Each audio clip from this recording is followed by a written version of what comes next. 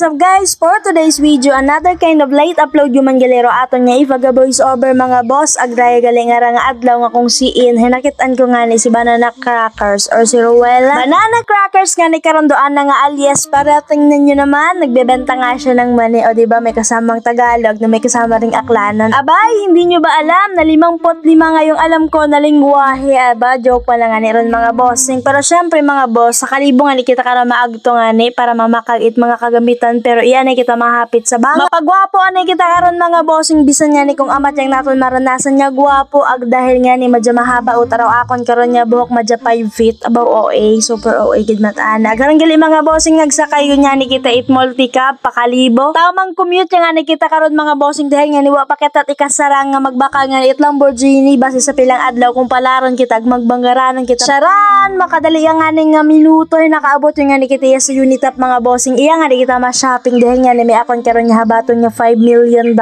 pesos sis. Hay di karaya nga ni hayakitan ko ra akon nga amigo nga gwapo nga makay Ruben Padilla artista Henry Chura no agaron gali mga bossing higing ibhan pa nga ni na ako karon dahil nga ni mapili kita ag mabaka kita at mga kortina iya. Wa gidabit ka sarang sa amon hoy madya ginatalik kayo mga kortina ito sa bagay nga pilang dag-od yung nga ni nga nakataliwan agwa gahapon na bayluhan kaya makarang adlaw gali mga boss ay mabaka nga ni kita ag syempre aton man i-treat aton nga sarili. Ay abaw kay ban wali karon da ako nya manghod nga ginamig-amig na ako may kwarta kita agharang gali mga bossing higing ano ko magisakop ko ba imot day nga ray kung gusto mo makon. Abo nagawang ting gidraan na karon nga duwong ganwa gid mo nagbalibad doon syempre huwa gira sabat na kakon karon ag akon matakaron mga bossing gimpang bakahay mga short ag lambongan ag harangan ning mga hamaga ahoy wa nga nagtatamaga ag mga habog. Dugangan ko gali mga bossing karon do aton nga gimpang bakal nga habog dahil nga nira aton nga habog hay diwang bilog hinagbaka nga ni kita ta apat ka bilog ag may bedsheet paron agud syempre kompleto agud bisan niya ni magabigan kita may feeling nga nagkakop-kop nga ni katon. Aguy